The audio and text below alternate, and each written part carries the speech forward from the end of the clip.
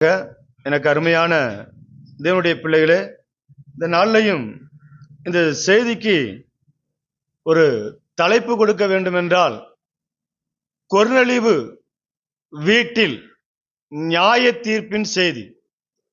இதான் அந்த செய்திக்கு தலைப்பு. கொர்நேலியு குறித்து உங்களுக்கு நல்லா தெரியும். அவன் ஒரு பெரிய நீதிமான் என்று வேதம் கூறுகிறது. அந்த மனிதனை குறித்து தேவனே சாட்சி கொடுத்து அந்த காரியங்களை நம்ம வேதத்துல பார்க்க முடியும். அப்படிப்பட்ட ஒரு அற்புதமான மனிதன் தான் கொர்நேலியு. ஏன் கொர்நேலியு வீட்டுல நியாய தீர்ப்பின் செய்திய பேச வேண்டும்? இன்னைக்கு நியாய தீர்ப்பின் செய்திய கேட்க மக்கள் ஆயத்தமா இல்லை. அதை பேசினா எரிச்சலும் கோபமும் மூர்க்கமும் கொலவெறிகளும் இன்னைக்கு திருச்சபையில் இருக்கிற மக்களுக்கு காணப்படுகிறது. ஆனால் அப்போஸ்தலனாகிய பேதுரு அங்க நியாய தீர்ப்பின் செய்தியை பேசினார். அப்போஸ்தலர் 10ஆம் அதிகாரம் 42ஆம் வசனத்தை வாசிக்க கேட்கலாம். அப்போஸ்தலர் 10ஆம் அதிகாரம். அன்றியும் அவரே உயிரோடு இருக்கிறவர்களுக்கும் மரித்தோர்களுக்கும் தேவனால் ஏற்படுத்தப்பட்ட நியாயாதிபதி என்று ஜனங்களுக்கு பிரசங்கிக்கவும் சாட்சியாக ஒப்புவிக்கவும் அவர் எங்களுக்கு கட்டளையிட்டார். யார் அவர்? அவர்தான் ஆண்டவராகிய இயேசு. நமக்காக சிலுவையில ஜீவனை கொடுத்த அன்பு தகப்பன். அவர் என்ன சொல்றார்னா, அவரே உயிரோடு இருக்கிறவர்களுக்கும் மரித்தோர்களுக்கும் தேவனால் ஏற்படுத்தப்பட்ட நியாயாதிபதி. இந்த கொர்நேலியு வீட்டுல இதை பேச வேண்டிய அவசியம் ஏன்? அவன் ஒரு அற்புதமான ஒரு மனிதன். அவன் தன் வீட்டார் அனைவரோடும் 10ஆம் அதிகாரம் 2ஆம் வசனத்தில் எழுதப்பட்டிருக்கிறது. அவன் தேவ பக்தி உள்ள ஒரு மனிதன். தன் வீட்டார் அனைவரோடும் தேவனுக்கு பயந்த ஒரு மனிதன். எப்பொழுதும் ஜெபித்துக் கொண்டிருக்கிற ஒரு மனிதன். அவருடைய ஜெபம் எப்பொழுதும், அந்த வார்த்தை ரொம்ப முக்கியமான வார்த்தை. இது அப்போஸ்தலனாகிய பவுலுக்கு மட்டும்தான் இந்த வார்த்தையை நம்ம புதிய ஏற்பாட்டுல பார்க்க முடியும். அவன் வீட்டார் அனைவரோடும் தேவனுக்கு பயப்படுகிற மனுஷனா இருக்கிறான். ஜனங்களுக்கு மிகுந்த தான தர்மங்களை செய்து கொண்டிருக்கிறான். 4 விதமான காரியம் 10ஆம் அதிகாரம் 2ஆம் வசனத்தில் எழுதப்பட்டிருக்கிறது. இவன் ஜெபத்தை கேட்டு பரலோகத்திலிருந்து ஆண்டவராகிய தேவன் ஒரு தேவ தூதனை அவனுடைய வீட்டுக்கு அனுப்பினார் என்று வேதம் கூறுகிறது. 3ஆம் வசனத்தில் ஒரு பெரிய தரிசனத்தை பார்க்கிறான். எனக்கு அருமையான தேவனுடைய பிள்ளைகளே, அது மாத்திரமல்ல, இவன் ஒரு ஆத்தும பாரம் நிறைந்த தேவனுடைய மனிதன். பேதுருவை அழைக்க ஆட்களை அனுப்பிவிட்டு இவன் தன்னுடைய விசேஷமான நண்பர்களை அழைத்து பேதுருவுக்காக காத்து கொண்டிருக்கிறான். இரட்சிப்பின் வார்த்தையை கேட்க வேண்டும், ஜீவனுள்ள வார்த்தையை கேட்க வேண்டும் என்று வாஞ்சியோடு இருந்த ஒரு தேவன் மனிதன், ஆத்தும பாரம் நிறைந்த தேவனுடைய மனிதன். நீங்க 22ஆம் வசனத்துல அங்க பார்த்தா அவன் நீதிமான் என்று வேதம் கூறுகிறது. யூத ஜனங்கள் எல்லாராலையும் நற்சாதி, ஒரு நல்ல சாட்சி பெற்ற ஒரு மனிதன் என்று வேதம் கூறுகிறது. பேதுரு அவன் வீட்டுக்குள்ள போகும்போது ஓடி போய் காலில் விழுந்துட்டான். எவ்வளவு தாழ்மை பாருங்க. நீங்க நம்ம வீட்டுக்கு பாஸ்டர் வாரன்னு சொன்னாலே கதவை பூட்டிட்டு ஓடுற நிலைமையா இருக்கு. இல்ல நாளைக்கு பாத்துக்கலாம் பாஸ்டர், எனக்கு வேலை இருக்கு அப்படின்னு சொல்லி இன்னைக்கு விலகி போகிற கூட்டங்களை பார்க்க முடியும்.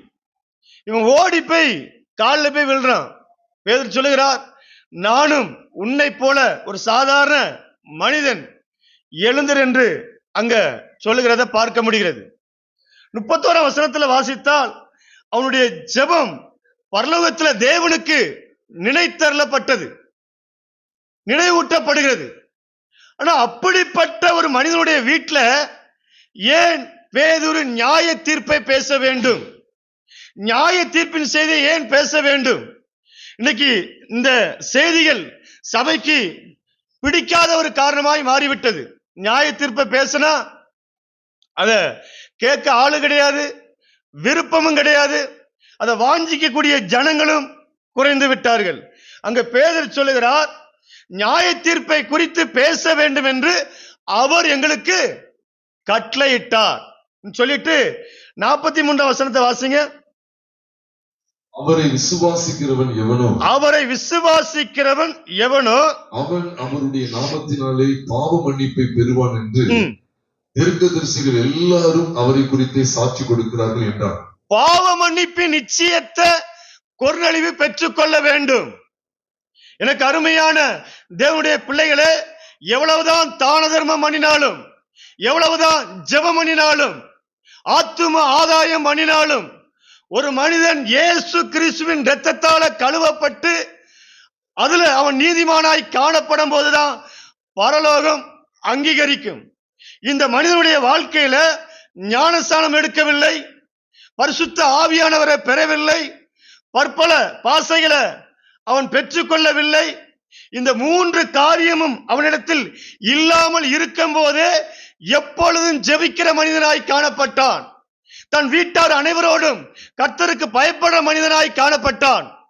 அப்போ ஆவியானவர் இல்லாமையும் ஜெபிக்க முடியும், ஆவியானவர் இல்லாமையும் தான தர்மங்களை பண்ண முடியும், ஆவியானவர் இல்லாமையும் அற்புதங்களையும் அடையாளங்களையும் செய்ய நிறைய வாய்ப்புகள் இருக்கிறது. எனக்கு அருமையான தேவனுடைய பிள்ளைகளே, இந்த இடத்துல ஏன் இவர் நியாய தீர்ப்பை குறித்து பேசுகிறார் என்றால் வாசிக்கலாம். லூக்கா 24ஆம் அதிகாரம் 47ஆம் வசனத்தை வாசிங்க.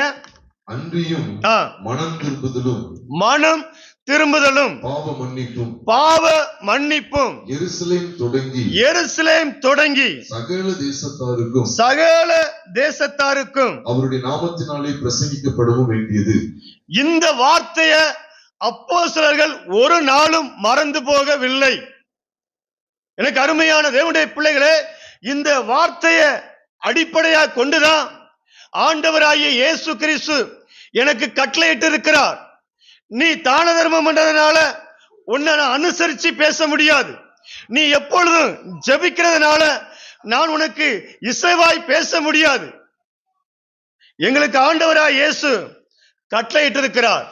எந்த திருச்சபையில நியாய தீர்ப்பின் செய்தி இல்லையோ அங்க தேவன் இல்லை, அங்க பரிசுத்த ஆவியானவர் இல்லை, அங்க பாவ மன்னிப்பின் நிச்சயத்தை குறித்து எந்த திருச்சபை பேசலையோ, இந்த வேத வசனத்தின்படி நான் தைரியமா சொல்றேன், அங்க தேவன் இல்லை, வேற ஒரு இயேசு அங்க பிரசங்கிக்கப்படுகிறார். எனக்கு அருமையான தேவனுடைய பிள்ளைகளே, அழகா எழுதப்பட்டிருக்கிறது லூக்கா 24ஆம் அதிகாரம் 47. அன்றியும் மனம் திரும்புதலும் பாவ மன்னிப்பும் எருசலேம் தொடங்கி சகல தேசத்தாருக்கும் அவருடைய நாமத்தினாலே இதை பிரசங்கிக்க வேண்டும் என்று அவர் பரலோகத்துக்கு போறதுக்கு முன்பாக ஆண்டவராகிய தேவன் இயேசு அப்போஸ்தலரிடத்துல கொடுக்கப்பட்ட விலையேற பெற்ற ஒரு கட்டளை தான் இந்த கட்டளைகள். அதனால அங்க நியாய தீர்ப்பு பிரசங்கிக்கப்படுகிறது. அதுல 48 வாசிக்கும் போது இவைகளுக்கு நீங்கள் இவைகளுக்கு சாட்சியாய் இருக்கிறீர்கள் என்று அங்க எழுதப்பட்டிருக்கிறது. அப்ப அருமையான தேவனுடைய பிள்ளைகளே, நியாய தீர்ப்பின் செய்தி ரொம்ப முக்கியம். நியாய தீர்ப்பு தான் நம்மளை உலகத்திலிருந்து பிரித்து தேவனோடு இணைக்கிறதுக்கு தான் நியாய தீர்ப்பின் செய்தி. இன்னைக்கு இருக்கிற ஊழியக்காரங்க கொர்நேலியு வீட்டுக்கு போயிருந்தா கொர்நேலியுவை புகழ்ந்து தள்ளி, அவனை பெருமைக்குள்ள தள்ளி, அவனை பாதாளத்துக்கே அனுப்பியிருப்பார்கள். ஏனென்றால் அவன்கிட்ட அவ்வளவு நல்ல காரியம் காணப்படுது. ஐயா, எப்பொழுதும் என் வாழ்க்கையில நான் பார்க்கவே செய்யல உங்களை மாதிரி ஒரு ஜெப வீரனை. கொர்நேலியு ஒரு 5000 ரூபாய் காணி கொடுக்கலாம் நினைச்சிருப்பாரு. இந்த வார்த்தையை சொன்ன உடனே காணிக்க 10,000 மாறிடும். ஐயா, உங்க ஜெபம் பரலோகத்துல எட்டி விட்டது அப்படின்னு அப்படியே பாக்கெட்டுக்குள்ள கையை விடுவாரு, 15,000 மாறி இருக்கும். ஐயா, உங்க தான தர்மம் பரலோகத்துல எட்டி அங்க இருந்து தேவதூதன் நீங்க பாத்தீங்களாம்ல, அம்மா நான் தேவதூதன் பார்த்தேன், காணிக்கை ஏறிக்கிட்டே போயிருக்கும்.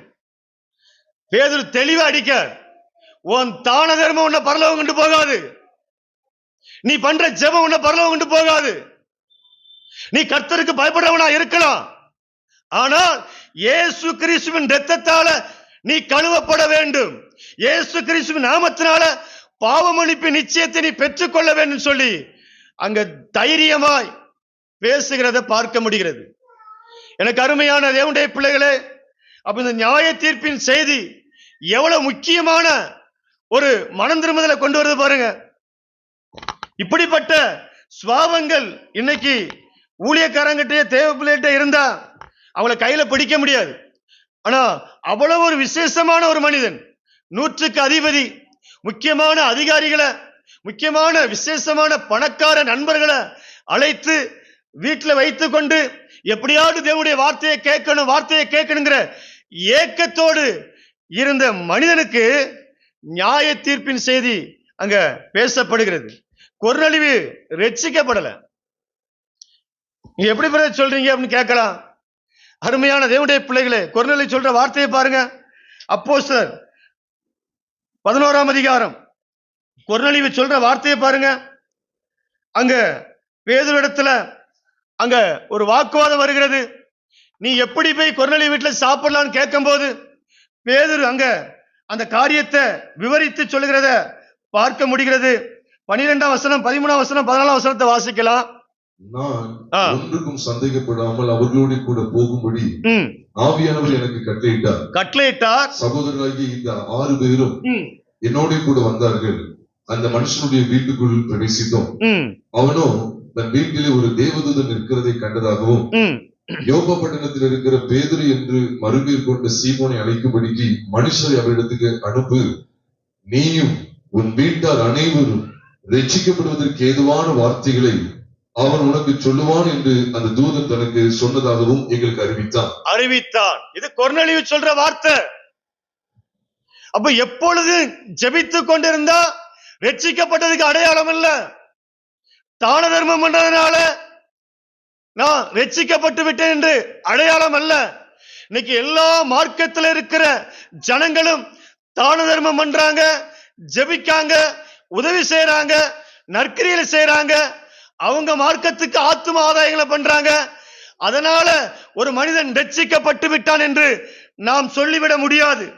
கொர்நேலியுவுக்கே தெரிகிறது, அவனும் பேதுரு வந்தாதான் ரட்சிப்புக்கு ஏதுவான வார்த்தைய, மனம் திரும்புதலுக்கு ஏதுவான வார்த்தைய, ஜீவன் உள்ள வார்த்தைய பேதுரு வந்தாதான் அவன் பிரசங்கிப்பான் என்று கொர்நேலியுவுக்கே நல்லா தெரிகிறது. கொர்நேலியு வீட்டுல அப்போஸ்தலனாகிய பேதுரு அங்க பேசும்போது அப்போஸ்தலர் 10ஆம் அதிகாரம் 39ஆம் வசனத்தை 39ஆம் வசனத்தை வாசிக்கலாம். யூதருடைய தேசத்திலும் எருசலேமிலும் அவர் செய்தவைகள் எல்லாவற்றிற்கும் நாங்கள் சாட்சிகளாய் இருக்கிறோம். அவரை மரத்திலே தூக்கி கொலை செய்தார்கள். அங்கு சிலுவையில அறையப்பட்ட இயேசுவை பிரசங்கிக்கிறார். ஏனென்றால் இவன் ஒரு ரோமன். இயேசுவை சிலுவையில் அடித்ததும் ரோமர்கள். அங்க தெளிவா பேசுகிறார். அருமையான தேவனுடைய பிள்ளைகளே, இவன் ரோமனா இருக்கிறான், இவன் உண்மையா மனம் திரும்பி இருக்கானா, இல்ல உண்மையா இயேசுவை ஏற்றுக்கொண்டிருக்கானா? பேதுரு சோதிக்கிறதுக்காகவே அங்க தைரியமாய் நியாய தீர்ப்பை குறித்து பேசுகிறார். ரோம போர் வீரர்கள் இயேசு கிறிஸ்துவை சிலுவையில் அடித்து 600 போர் வீரர்கள் அடித்தார்கள் என்று சரித்திரம் சொல்லப்படுகிறது. யோசிச்சு பாருங்க, 600 போர் வீரர்கள். அவருடைய முதுகு உளப்பட்ட நிலம் போல் மாறிவிட்டது என்று சங்கீதம் 129ஆம் சங்கீதம் 3ஆம் வசனத்தில் எழுதப்பட்டிருக்கிறது. அங்க தீர்க்க தரிசனமா சங்கீதக்காரன் சொல்றான், அந்த சிலுவையின் காட்ச அவருடைய முதுக பார்க்கும் போது அங்க உளப்பட்ட நிலம் போல் மாறிவிட்டது. அருமையான தேவனுடைய பிள்ளைகளே, இந்த நியாய தீர்ப்பு இல்லாத செய்தி அது செய்தியா இருக்காது. நியாய தீர்ப்பை பேசாத திருச்சபைகள் பரலோகம் போக முடியாது. அந்த ஜனங்களும் பரலோகம் போக வாய்ப்பில்லை. இன்னொரு வசனத்தை கூட வாசிக்கலாம். அப்போஸ்தலர் 17ஆம் அதிகாரம்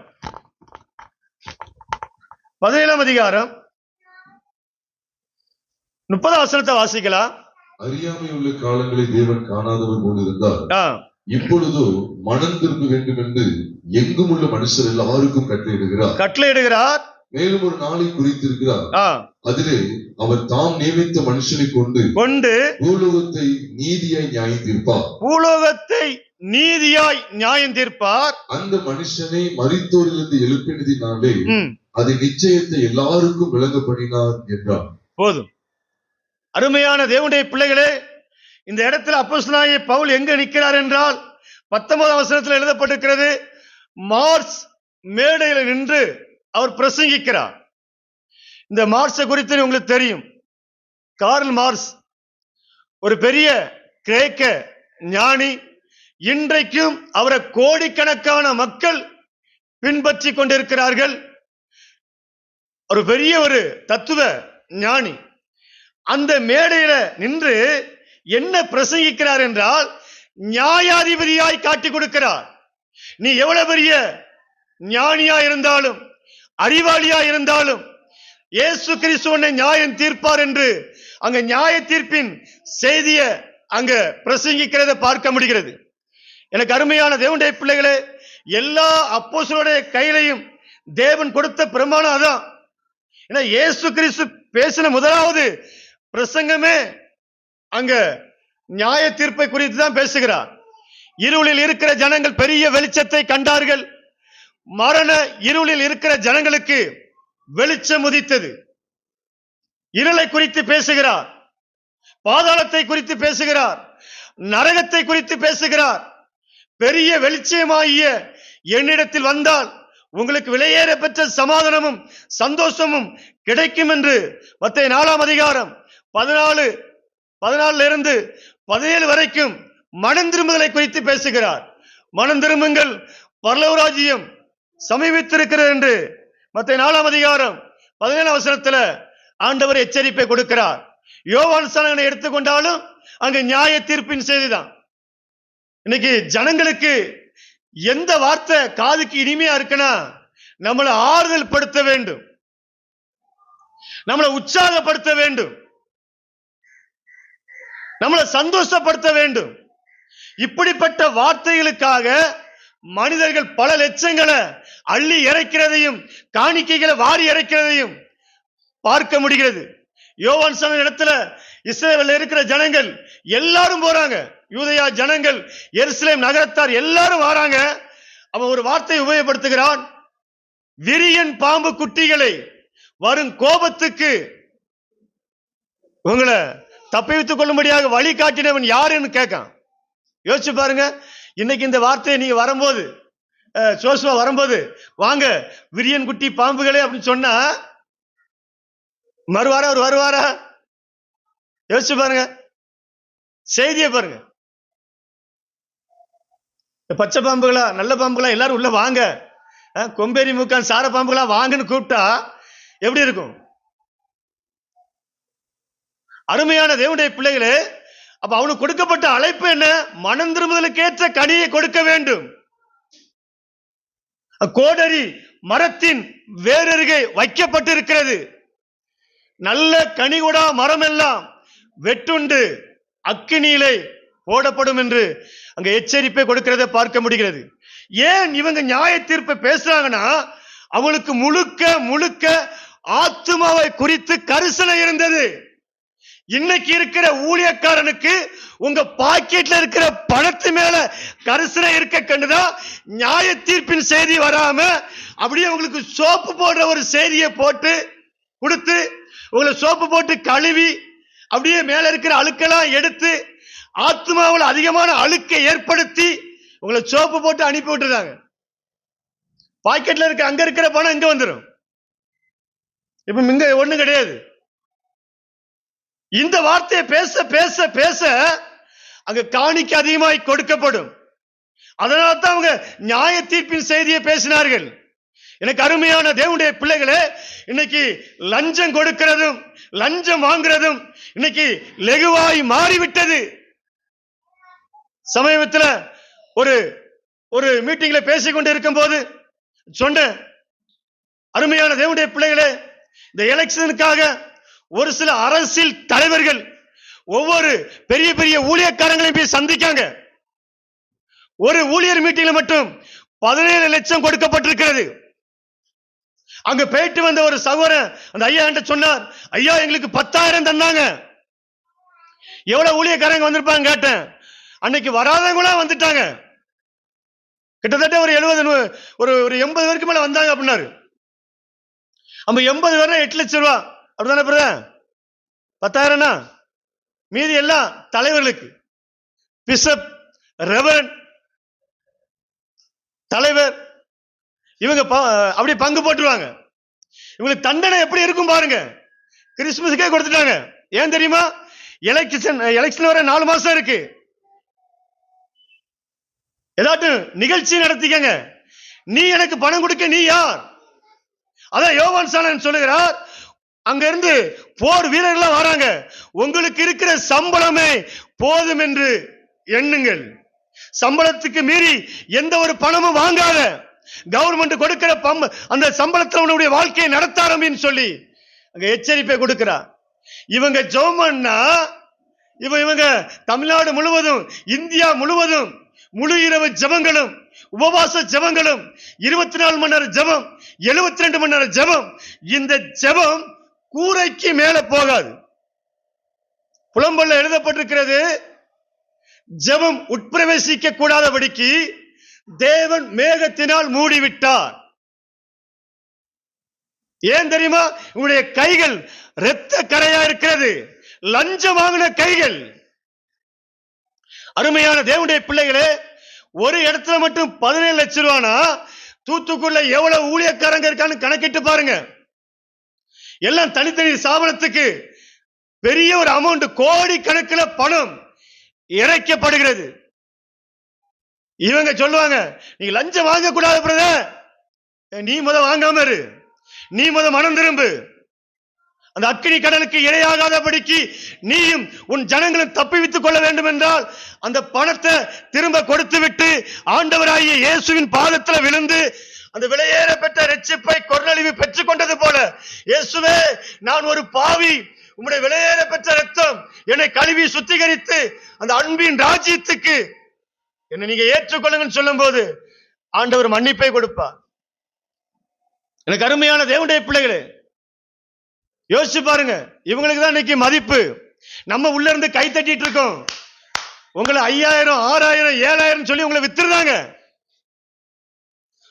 அது இந்த வாட்டி அதிகமாய் பல கோடிகள் இறைக்கப்படுகிறது. பல கோடிகள் அள்ளி போடுறாங்க. எப்படியாட்டும் ஆட்சியை பிடிக்கும் சொல்லி எல்லாருமே இந்த எலெக்ஷனுக்கு அவ்வளவு ஒரு தீவிரமான காரியம் நடந்து கொண்டிருக்கிறது.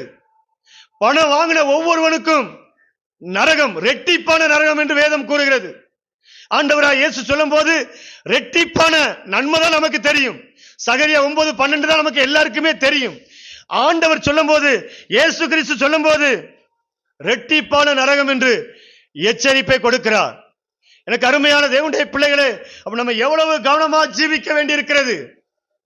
அதனாலதான் அவங்க தெளிவாய் நியாய தீர்ப்பை பிரசங்கித்தார்கள்.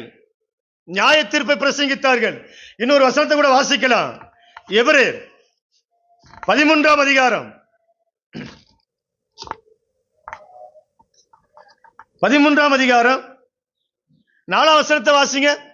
விவாகம் யாவருக்குள்ளும் கனமுள்ளதாயும் விவாகம் அஞ்சும் அசுசிப்படாததாயும் இருப்பதாக வேசிக்கல்லரையும் விபச்சாரக்காரரையும் தேவன் நியாயம் தீர்ப்பார். வேசி கல்லரையும் விபச்சாரக்காரரையும் தேவன் நியாயம் தீர்ப்பார் என்று அங்கு எபிரேயர் எழுதின தேவனுடைய மனிதன் எச்சரிப்பை கொடுக்கிறார். ஏன் நியாய தீர்ப்பை குறித்து இவங்க தொடர்ச்சியாய் பேசிக்கொண்டு வராங்கன்னா, நியாய தீர்ப்பின் செய்தியில தான் பரிசுத்த வாழ்க்கையை அடங்கி இருக்கிறது. நியாய தீர்ப்பின் செய்திதான் ஒரு மனிதனை சுத்திகரிக்கும். நியாய தீர்ப்பின் செய்திதான் ஒரு மனிதனை உலகத்தை விட்டு பிரித்து தேவன் பக்கம் கொண்டு சேர்க்கிறதுதான் நியாய தீர்ப்பின் செய்தி. வேசி கல்லறையும் விபச்சாரக்காரரையும் தேவன் நியாயம் தீர்ப்பார் என்று வேதம் தெளிவாய் கூறுகிறது. எனக்கு அருமையான தேவனுடைய பிள்ளைகளே, ஒரு 10 வருஷம் இருக்கும் நினைக்கிறேன், கொஞ்சம் முன்ன பின்ன இருக்கும். ஒரு சகோதரன், மூத்த பாப்பா காலேஜ் படிக்கும் போது 10 வருஷம் இருக்கும் நினைக்க, முன்ன பின்ன இருக்கலாம். அந்த முதலாவது வருஷம் போய் சீட்டு கேட்க போகும்போது ஒரு சகோதரன் வந்தார். அந்த சகோதரன் வரும்போது ஒரு வாலிப தங்கச்சிய வண்டியில வச்சு கூட்டிட்டு வந்தார். கூட்டிட்டு வரும்போது என்ன ஆவியானவர் துக்கப்படுத்தினார், இவங்களுடைய முடிவு வேற மாதிரி இருக்கும் அப்படின்னு. அந்த தங்கச்சியும் மாமா மாமான்னு அந்த சகோதரனை அழைக்கும். அந்த சகோதரன் அவங்க அம்மாவை அக்கான்னு கூப்பிடுவார். என்கிட்ட கேட்டது எங்க அக்கா மகா அப்படிம்பார். அப்பவுமே நினைச்சேன் இது வேற மாதிரி முடிஞ்சிடும் நினைச்சேன். கடைசியில நடந்த சம்பவம் என்ன தெரியுமா? அந்த தங்கச்சியை ஏமாத்தி அன்பான வார்த்தையை பேசி, இந்த சகோதரனுக்கு 2 பிள்ளைகள் இருக்கு. 2 இன்னைக்கெல்லாம் வாலிப தம்பியா இருப்பான். கிட்டத்தட்ட 17-18 வயசு இருக்க வாய்ப்பு இருக்கு. அந்த நாட்களில் 8-9 வயசு இருக்கும் அந்த தம்பிக்கு. அப்படி இருக்கத்தக்க இந்த சகோதரிய சேர்த்து வைத்துக் கொண்டு வேற ஒரு வீடு பிடித்து இன்னைக்கு ஒரு பிள்ளை இருக்கு. அந்த சகோதரை போலவே இருக்கும். இன்னைக்கு 2 மனைவியோட வாழ்ந்து கொண்டு இருக்கான். ஆனா தூத்துக்குள்ள ஒரு முக்கியமான சபைக்கு போய் கொண்டிருக்கான். இங்க தெளிவாய் வேதம் கூறுகிறது, விபச்சாரக்காரரையும் வேசி கல்லனையும் தேவன் நியாயம் தீர்ப்பார் என்று வேதம் கூறுகிறது. இப்படிப்பட்ட ஜனங்களுக்கு ஐயோ! இப்படி 2 மனைவி 3 மனைவி உலகத்தோடு ஐக்கியப்பட்டு தேவனுக்கு விரோதமாய் துரோகம் பண்ணும் போது தேவ நாமம் தூசிக்கப்படுற மாதிரி நடக்கிற ஜனங்களுக்கு தான் சொல்றார் தேவன் நியாயம் தீர்ப்பார். அந்த சபையை விட்டு அன்னைக்கு அவனை வெளியே துரத்தி விட்டு இருந்தா தேவ நாமம் மகிமைப்பட்டிருக்கும். ஒரு மனைவி, அதாவது உயிரோடு இருக்கும் போது இன்னொரு நபரை திருமணம் முடிக்க கூடாது வேதம் சொல்லுகிறது. இவன் மனைவிக்கு தெரியாம ஒரு வாலிப பிள்ளைய கெடுத்து ஏமாத்தி அந்த குடும்பம் கண்ணீர் வடித்தது. என்கிட்ட சொன்னாங்க, ஐயா இவனை என்ன செய்யலாம், போலீஸ்ல கம்ப்ளைண்ட் பண்ணலாமா? அவங்க போய் கம்ப்ளைண்ட் பண்ணாங்க. முக்கியமான ஒரு அதிகாரிக்கு அந்த சகோதரன் கார் ஓட்டுறார். அதனால அந்த கேஸை எடுக்கல. எனக்கு அருமையான தேவனுடைய பிள்ளைகளே, யாரும் தேவனிடத்திலிருந்து தப்ப முடியாது. ஏனென்றால் தேவன் பட்சபாதம் உள்ள தேவன் அல்ல. அவனவன் கிரியைகளுக்கு தகுந்த மாதிரி நியாய தீர்ப்பை கொடுக்க ஆயத்தம் உள்ள தேவனா இருக்கிறார். 17 லட்சம் வாங்கிட்டாங்க. போன எலெக்ஷன்ல எவ்வளவுன்னு தெரியல. இப்படி வருஷம் வருஷம் இந்த எலெக்ஷன் வரும்போதெல்லாம் பணங்களை லட்சமாய் வாங்கி வீட்டுக்கு மேல வீடையும் சர்ச்சுக்கு மேல சர்ச்சையும் காருக்கு மேல காரையும் வாங்கி சுகபோகமாய் வாழ்றவங்களுக்கு அப்படியே அந்த காரோட போய் விழுந்துட வேண்டியதான். ஒரு பெரிய சத்தம் கேட்கும், அப்படின்னு ஒரு சத்தம் கேட்கும், போயிட்டே தான் இருக்கும். ஏன்னா அதுக்கு எல்லையே கிடையாது. எப்படி இருக்கணும் பாருங்க. விபச்சாரி இடத்துல 54 லட்சம் வாங்கி ஒரு பெரிய சர்ச்சை கட்டி இன்னைக்கு அதுல ஆராதனை நடந்து கொண்டு இருக்கிறது. கேட்டா நான் தலைவர், நான் பிஷப், நான் ரெவரண்ட் அப்படின்னு சொல்றான். வெக்கம் கெட்டவன். ஏன்டா கேட்டா மானங்கெட்ட ஜென்மங்கள். உண்மையிலே சொல்றேன், மானங்கெட்ட ஜென்மங்கள், தேவனுக்கு துரோகிகள், தேவனை ஏமாற்றி கொண்டு உலகத்துக்கு சாத்தானுக்காக ஊழியம் செய்யற பெரும் கூட்டம் இந்த கடைசி நாள்ல எழும்பி இருக்கிறது. அதனால தான் கொர்நேலியுவே, உன் ஜெபம் பரலோகத்தில் கேட்கப்பட்டாலும் நீ இயேசு கிறிஸ்துவின் இரத்தத்தால கழுவப்பட வேண்டும், இயேசு கிறிஸ்துவின் நாமத்தினால பாவ மன்னிப்பை பெற்றுக்கொள்ள வேண்டும் சொல்லி அங்க ஆணித்தரமாய் அங்க பிரசங்கிக்கப்படுகிறது. எனக்கு அருமையான தேவனுடைய பிள்ளைகளே, நாம் கவனமா இராவிட்டால் நம்முடைய ஆத்துமா கொள்ளை அடிக்கப்படும். ஒரு பெரிய கொள்ளை கும்பல்களை சாத்தான் ஆங்காங்கே அவன் தேசம் முழுவதும் இறக்கி விட்டிருக்கான். அது திருச்சபைக்குள்ள அவர்கள் உலாவிக் கொண்டு வருகிறார்கள். ஆத்துமாக்களை திருடும்படியாக, ஆத்துமாக்களை கொள்ளையடிக்கும்படியாக அந்த சத்ருவானவன் கிரியை செய்து கொண்டிருக்கிறான். அதுக்கு பிற்பாடு என்ன, ஒரு வாழ்க்கை தான் வாழ போறோம். இந்த இடத்துல என்னுடைய ஜீவன் முடியும் என்றால் ஒன்னு பாதாளம், இல்லைன்னா இலைப்பாதல் ஸ்தலம். ரெண்டு தான். இந்த ரெண்டு இடம் தான். இப்போ அதுக்கு பிற்பாடு நித்திய நியாய தீர்ப்பு கொடுக்கப்படுகிறது. அப்ப நம்ம எவ்வளவு கவனமா வாழ வேண்டியிருக்கு பாருங்க. ஒரு கள்ள ஊழியக்காரனை ஈஸியா கண்டுபிடிக்கிறதுக்கு ஒரு அடையாளம் இருக்கு. என்ன தெரியுமா? எந்த செய்தி உலகத்தை விட்டு பிரித்து என்ன தேவனோடு சேர்க்கிறதோ அது தேவனிடத்திலிருந்து வருத செய்தி. எந்த ஒரு ஊழியக்காரன் பேசி உலக ஆசை தேவனை விட்டு பிரித்து என்ன உலகத்துக்குள்ள கொண்டு போகிறதோ அது சாத்தான் கொடுக்கிற செய்தி. அந்த ஊழியக்காரன் தேவனிடத்திலிருந்து வந்தவன் அல்ல. அதான் ஆண்டவராய் இயேசு சொல்லுகிறார், என்னோடு இராதவன் எனக்கு விரோதியா இருக்கிறான், என்னோடு சேர்க்காதவன் சிதறடிக்கிறான்.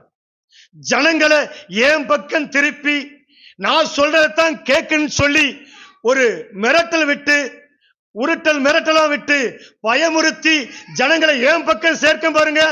இது தேவன் கொடுக்கிற செய்தி அல்ல. அது பாதாளத்தில் இருந்து ஏறி வருகிற அந்த மிருகத்தினுடைய செய்தி தான் இந்த செய்திகள். நம்ம வேலைக்காரன் சாதாரண ஒரு மனிதன். அதனாலதான் அவங்க தெளிவா இருக்காங்க அப்போஸ்தலர்கள். எப்படியாட்டும் இந்த கொர்நேலியுவை உலகத்தை விட்டு பிரித்து தேவன் பக்கம் சேர்த்து விட வேண்டும்.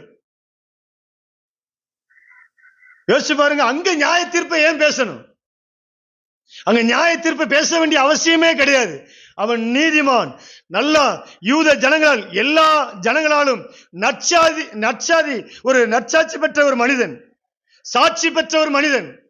அப்படிப்பட்ட இடத்துல அங்க நியாய தீர்ப்பு ஏன் பிரசங்கிக்கப்படுகிறது என்றால், ஆனா உள்ளான ஆத்மா ரட்சிக்கப்பட்டிருக்கா அப்படின்னா கொர்நேலியு சொல்லும் போது ரட்சிப்புக்கு ஏதுவான வார்த்தைய பேதுரு எனக்கு பிரசங்கிக்க வேண்டும். அப்ப இவ்வளவு காரியம் இருக்க, இவ்வளவு காரியம் இருந்தாலும் இயேசுவின் இரத்தத்தால் ஒரு மனிதன் கழுவப்படாவிட்டால் அவனுக்கு நித்திய ஜீவன் இல்லை, நித்திய ஜீவன் கிடையாது. ஏன் நம்ம திருவிருந்து எடுக்கும்? நம்ம வெளிநாடு போறோம்னு வைங்களேன். இன்னைக்கு நைட்டு இல்லைன்னா பிளைட் ஏறணும் அமெரிக்காவுக்கு. முதலாவது என்ன வேணும்?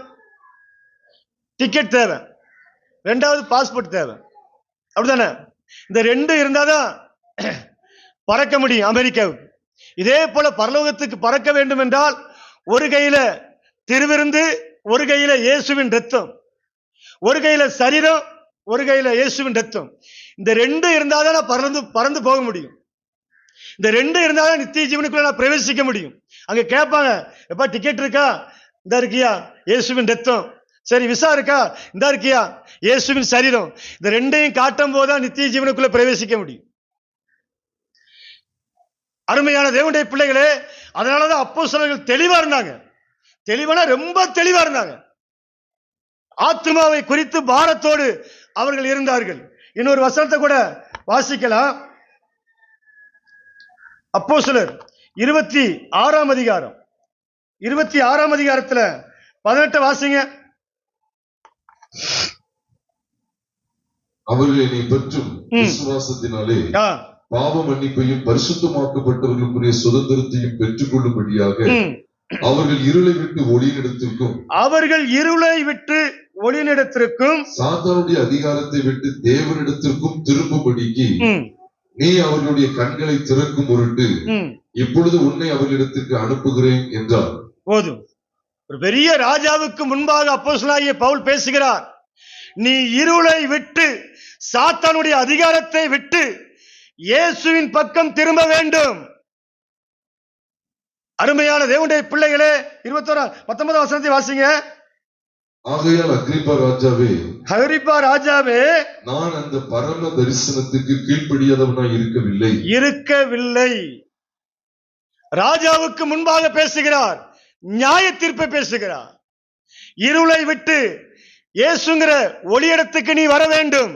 சாத்தானுடைய அதிகாரத்தை விட்டு இயேசுவின் ஆளுகைக்குள் நீ வர வேண்டும் என்று அந்த ராஜாவிடத்தில் வாய்ப்பு கிடைத்த உடனே அங்கு பிரசங்கிக்கப்படுகிறது. அருமையான தேவனுடைய பிள்ளைகளே, அப்ப நம்ம எவ்வளவு ஜாக்கிரதையா வாழ வேண்டியிருக்கு பாருங்க. ரொம்ப கவனமா இருக்காங்க. வாய்ப்பு கிடைச்சா நியாய தீர்ப்பு. அது ராஜாவா இருந்தாலும் சரி, கவர்னரா இருந்தாலும் சரி, அதிகாரியா இருந்தாலும் சரி, யாரா இருந்தாலும் சரி, அங்க நியாய தீர்ப்பின் செய்தி. பெரும்பாலும் சிஎஸ்ஐல இருக்கிற மக்கள் பூரா டீச்சர் வேலை வாங்கணும்னா, அன்னைக்கு நம்முடைய நண்பர் சொன்னார், சர்ச்சுக்கு போறார், 17 லட்சம் கொடுத்தாதான் டீச்சர் வேலையா. 17 லட்சம் கொடுத்தா டீச்சர் வேலை. அப்ப நான் கேட்டவர்கிட்ட 30 லட்ச ரூபாய் கொடுத்தா, அதுக்கு இன்னொரு காரியம் சொன்னார், 30 லட்ச ரூபாய் கொடுத்தா கொஞ்சம் அதிகமான சம்பளமும் கிடைக்கும், பக்கத்துல போட்டுருவாங்க அப்படின்னாரு. சாத்தான அப்படிதான் செய்ய போறான். 30 லட்ச ரூபாய் கொடுத்தா பக்கத்துல போட்டுருவான், நரகத்துல அவன் பக்கத்திலே வச்சுக்கிடுவான். இந்த சத்தம் இவங்க கூப்பாடு போடுவாங்கல்ல, ஐயோ நான் 30 லட்சம் கொடுத்து டீச்சர் வேலை வாங்கினேன், நான் 30 லட்சம் கொடுத்து இந்த வாத்தியார் ஆனன்னு சொல்லி இவங்க போடுற சத்தம் எப்பொழுதும் சாத்தானுக்கு கேட்டுக்கிட்டே இருக்கும், பக்கத்துல இருப்பாங்க. ஒரு கஷ்டப்பட்ட சகோதரி சகோதரன் படிச்சு அந்த வேலையில போய் ஜாயின் பண்ணணும். இவங்க 17 லட்சம் 30 லட்சம் 40 லட்சம் தூக்கி பிஷப்புக்கு போட்ட உடனே பிஷப் அந்த குள்ளாவை மாட்டிக்கிட்டு அந்த கொடைக்கம்ப வச்சுக்கிட்டு, இந்த நாள்ல இருந்து நீ டீச்சர்.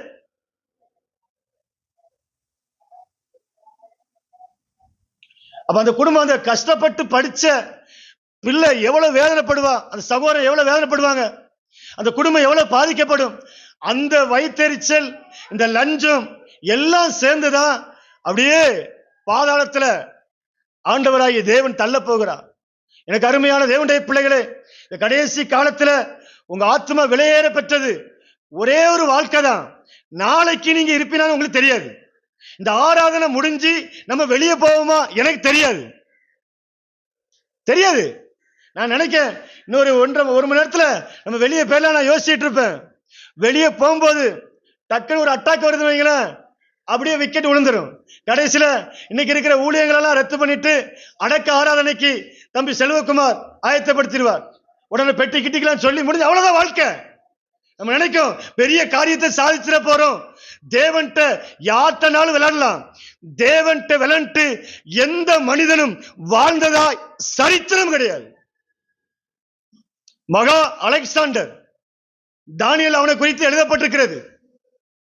தானியேல் தீர்க்கதரிசி அவனை குறித்து தெளிவாய் தரிசனம் பார்த்து சொல்லுகிறார். அப்படிப்பட்ட மகா அலெக்சாண்டர் 170% உலகத்தை பிடிச்சிட்டான்.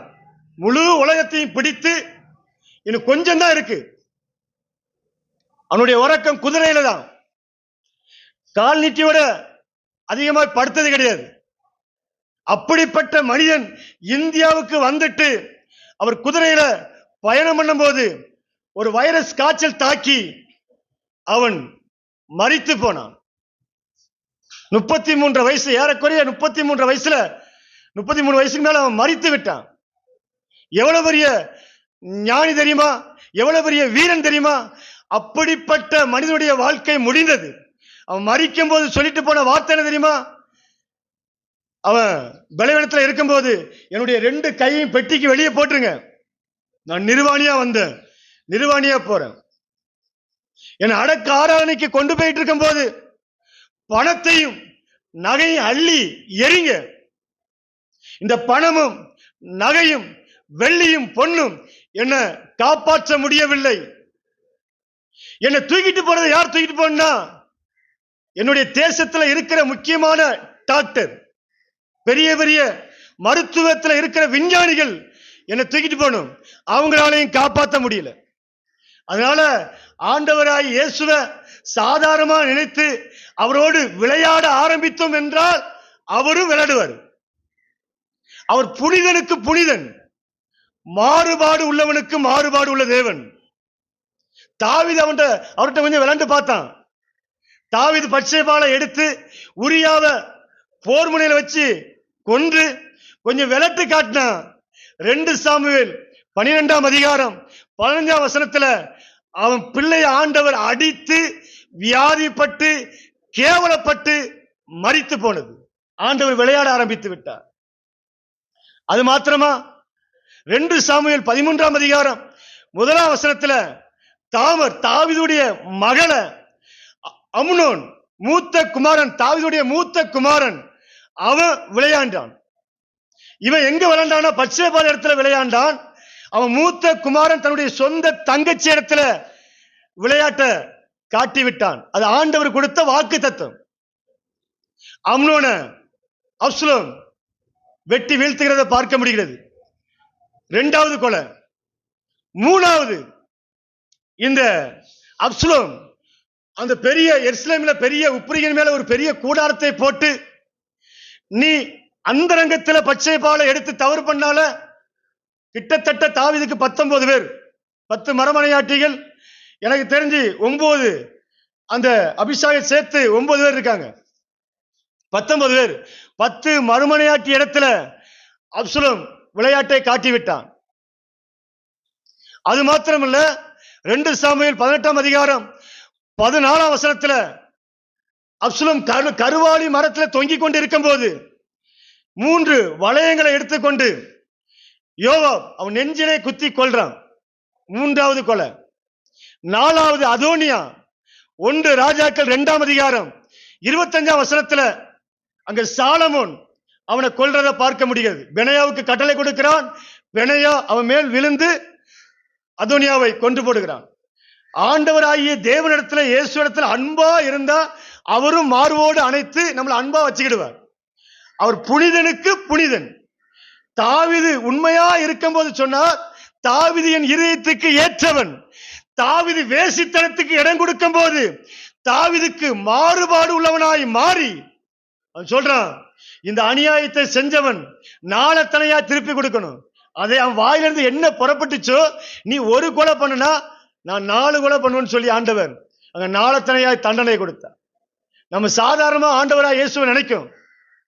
எனக்கு அருமையான தேவனுடைய பிள்ளைகளே, அப்ப எந்த அளவுக்கு நம்ம பயபக்தியாய் வாழ வேண்டும் பாருங்க.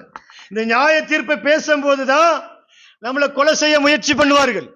அங்க அப்போஸ்தலர் 26ஆம் அதிகாரம் 21ஆம் வசனத்தை வாசிக்கும் போது, இது நிமித்தமே யூதர்கள் தேவாலயத்தில் என்னை பிடித்து கொலை செய்ய அங்க தீவிரப்படுகிறத பார்க்க முடிகிறது.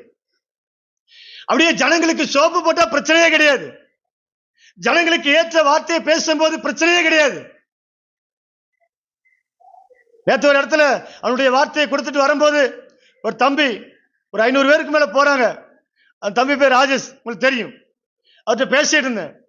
அந்த சம்பவத்துல வசனத்தை காட்டின உடனே அங்க இருக்கிற போலி முகங்கள் தெரிகிறது.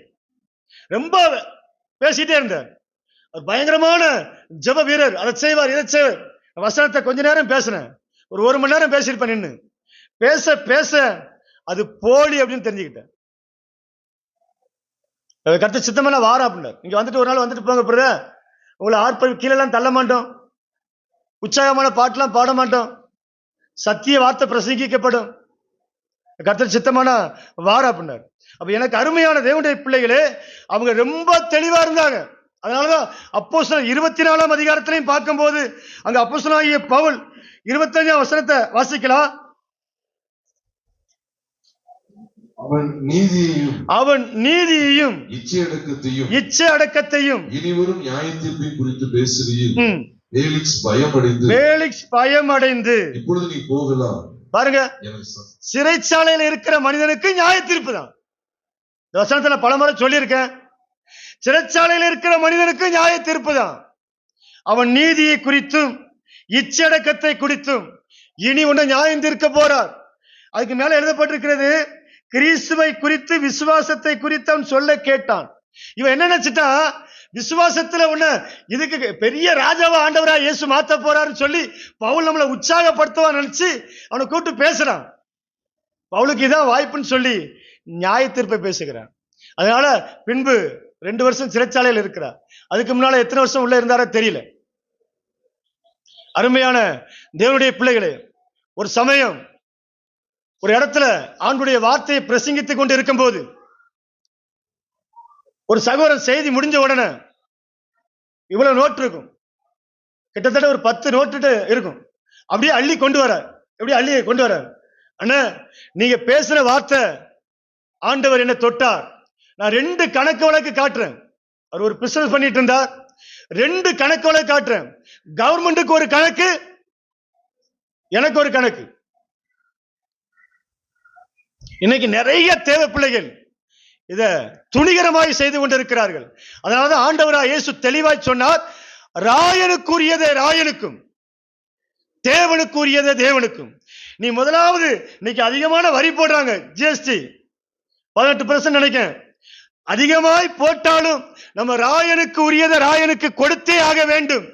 இல்ல நான் பெரிய தொழில் செய்யறேன், இல்ல ரொம்ப அநியாயமா வரி கேட்காங்க பிரதர், அநியாயமான நரகத்துக்கு போகாமல் இருக்க வேண்டும் என்றால் இந்த ராஜாக்கள் அநியாயமாய் வரி போட்டாலும் நாம் அதை செலுத்தி நித்திய ஜீவனுக்குள் பிரவேசிக்கிறதா நியாயம் என்று வேதம் கூறுகிறது. கோடிக்கணக்கில் சம்பாத்தியம் பண்றாங்க. 2 கணக்கு வழக்கு.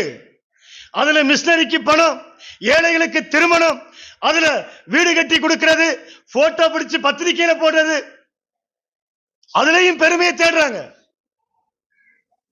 யாரும் தேவனுக்கு முன்னால தப்ப முடியாது.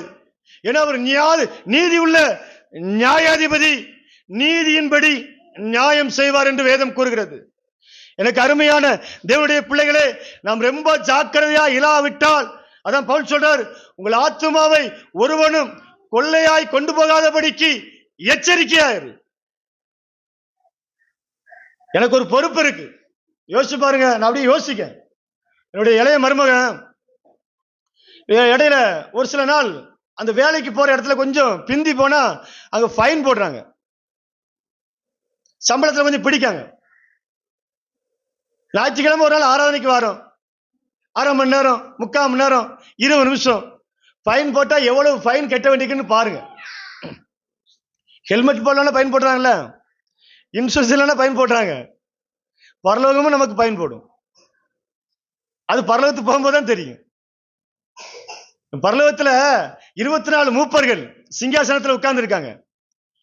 இப்ப நான் இனி பரலோகத்துல விட்டாலும் அந்த சேருக்கு பின்னால போய் குத்தச்சிட்டு இருக்கணும் வைங்களேன்.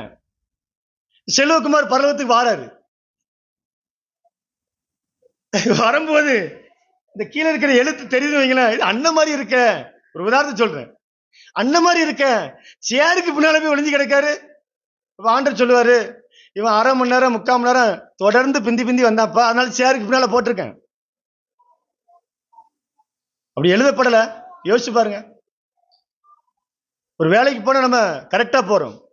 ஒரு ஸ்கூலுக்கு பாப்பா மூத்த பாப்பா ஒரு நாள் ஸ்கூல்ல கொண்டு விட போன கிருஷ்ணாதேபுரம் அந்த 1ஆம் நம்பர் தெருவு வெளியே நிப்பாட்டிட்டாங்க பிந்தி போனதுக்கு. நான் அப்பெல்லாம் நினைப்பேன், உனக்கு இது வேணும் அவட்ட சொல்ல மாட்டேன். சொன்னா அவங்களுக்கு கஷ்டமா இருக்கும். உனக்கு வேணும் ஆண்டவரே வெளியே நிப்பாட்டதுக்காக சோத்திரம் நான் சொல்லிட்டு போவேன். இன்னைக்கு வரைக்கும் சொல்லிட்டு தான் இருக்கேன், ஆண்டவரே உங்களுக்கு சோத்திரம், உங்களுக்கு சோத்திரம், வெளியே நிப்பாட்டதுக்காக சோத்திரம். அப்ப மட்டும் நமக்கு அறிவு வரணும், முன்ன விட்டு வரணும்.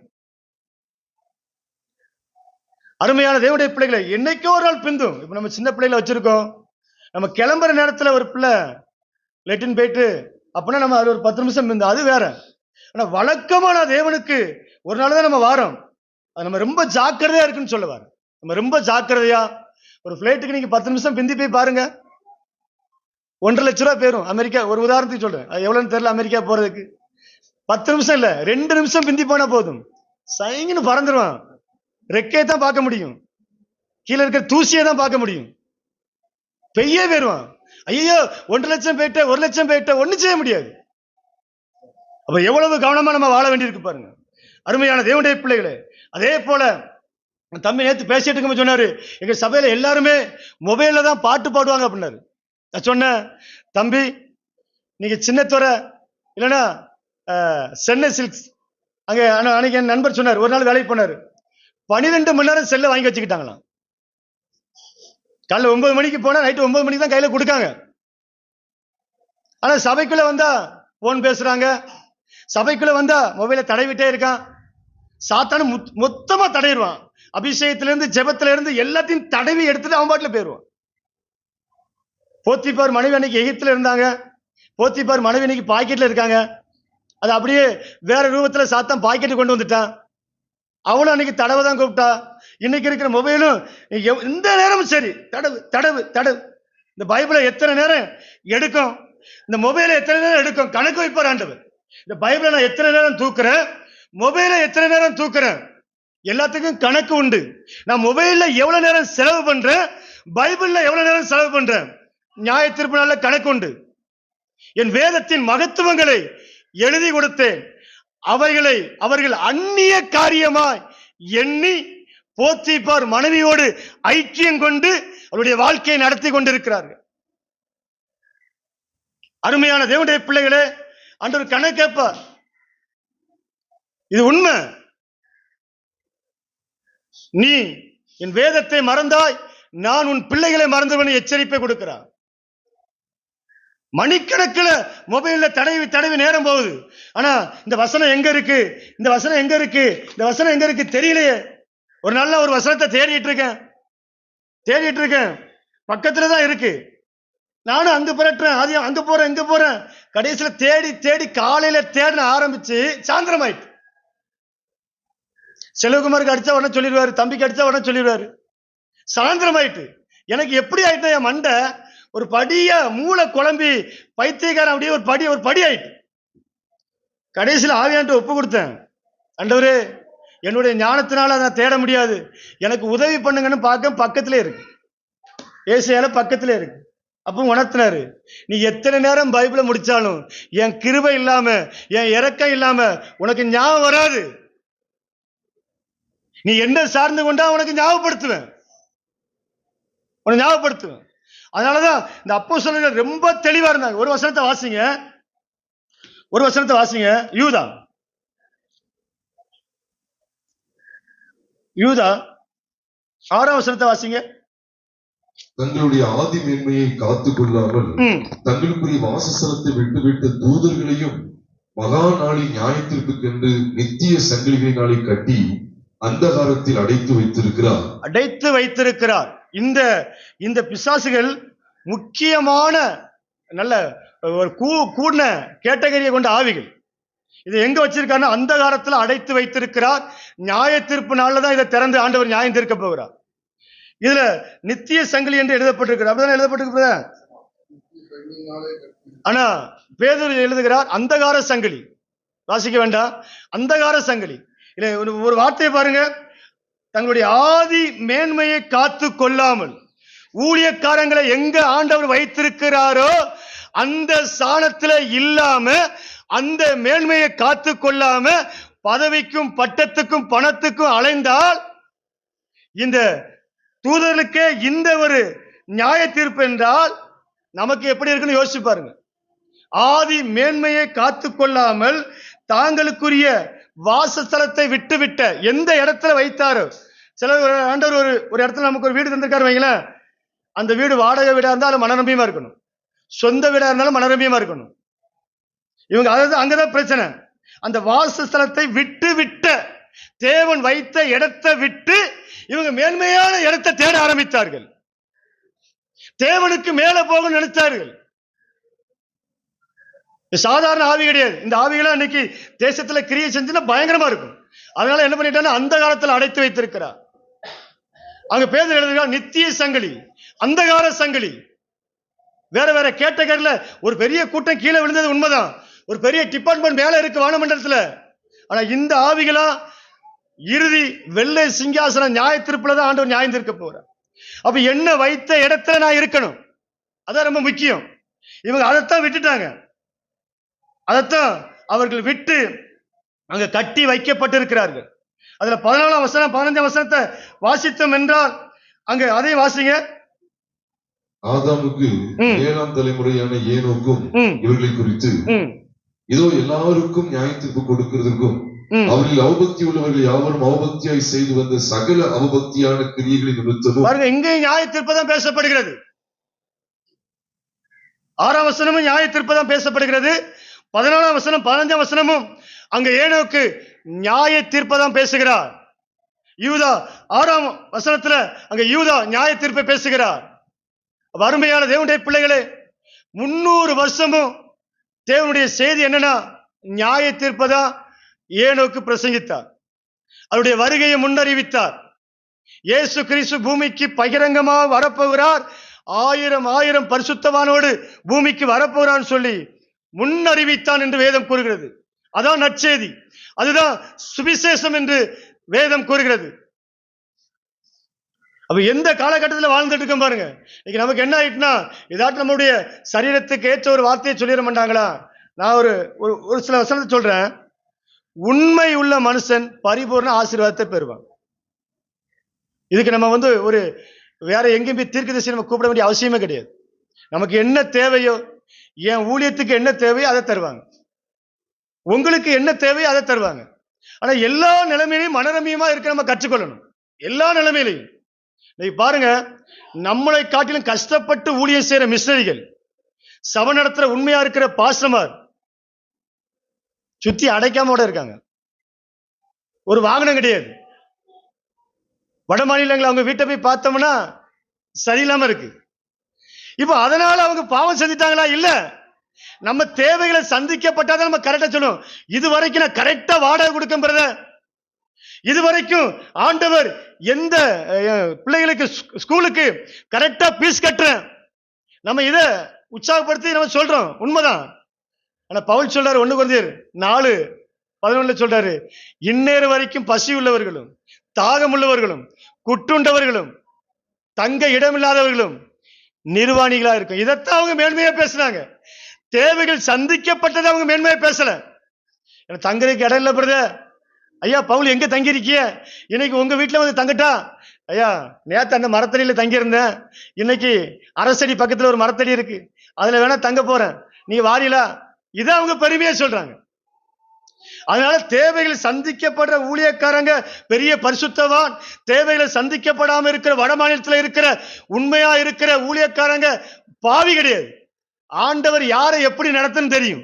ஆனா எல்லா நிலைமையிலும் நம்ம மனரமியமா இருக்க நாம் கற்றுக்கொள்ள அழைக்கப்பட்டிருக்கோம். சொந்த வீடா இருந்தாலும் சரி, வாடகை வீடா இருந்தாலும் சரி, அலங்காரத்தட்டு ஸ்கூலா இருந்தாலும் சரி, சத்தியாவா இருந்தாலும் சரி, அதுல சேர்த்தாலும் சந்தோஷப்படணும். அலங்காரத்தட்டுல தான் என் பிள்ளைகளை சேர்த்திருக்காரு, அலங்காரத்தட்டுல தான் நான் படித்தேன், என் படிப்பெல்லாம் கேட்டீங்களா நீங்க தலை தெரிச்சு ஓடதான் செய்யணும். வறுமையான தேவனுடைய பிள்ளைகளே, அது நம்ம ரொம்ப கவனமா இருக்கணும். ரொம்ப கவனமா இருந்து ஆண்டுடைய ஊழியத்தை செய்ய நம்ம அழைக்கப்பட்டிருக்கும். அதனாலதான் நீங்க பாத்தீங்களா, சங்கீதக்காரன் துதித்து கொண்டே வருகிறார். சங்கீதக்காரன் தாவீது துதித்து கொண்டே வரும்போது அவருக்கு ஒரு வெளிப்பாடு கிடைக்கும். புது பாட்டை பாடுறார், தேவனை துதிக்கிறார், ஆராதிக்கிறார், தேவனை மகிமைப்படுத்துகிறார். மகிமைப்படுத்திக் கொண்டே வரும்போது சங்கீதம் 96ஆம் சங்கீதம் 13ஆம் வசனத்துல வாசிக்கலாம். அவர் வருகிறார், அவர் வருகிறார், அவர் பூமியை நியாயம் தீர்க்க வருகிறார், அவர் பூமியை நியாயம் தீர்க்க வருகிறார், அவர் பூலோகத்தை நீதியோடும் ஜனங்களை சத்தியத்தோடும் நியாயம் தீர்ப்பார். போதும், நியாய தீர்ப்பை குறித்து பேசுகிறார். அப்போ நல்ல அன்றைக்கு பாடல் பாடுறாங்க. நீங்க 2ஆம் வசனத்தை பார்த்தீங்கன்னா, கர்த்தரை பாடி அவருடைய நாமத்தை சோத்தரித்து நாளுக்கு நாள் அவருடைய ரட்சிப்பை சுவிசேஷமாய் அறிவிங்கள்.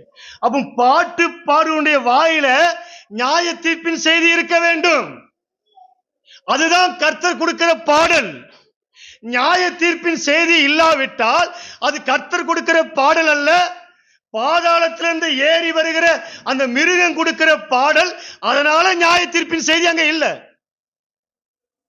நீங்க அந்த சங்கீதம் 96 முழுக்க முழுக்க வாசிங்க, ஃபுல்லா பாடுறார். வானங்களே மகிழ்ந்து களி கூறுங்கள், பூமியை கெம்பீரி, கர்த்தர் வருகிறார், நியாயம் தீர்க்க வருகிறார், பூமியை நியாயம் தீர்க்க போகிறார். மத்த 25ஆம் அதிகாரத்துல பூமியை ஆண்டவர் நியாயம் தீர்க்க போகிறார். பூமியில நடக்கிற மகிமை உள்ள சிங்காசனத்தின் நியாய தீர்ப்பு, வெள்ளாடுகளையும் செம்மறியாடுகளையும் பிரித்தெடுக்கிறார். இதே வார்த்தை தான் சங்கீதம் 98ஆம் சங்கீதம் 9ஆம் வசனத்தையும் சொல்லுகிறார்.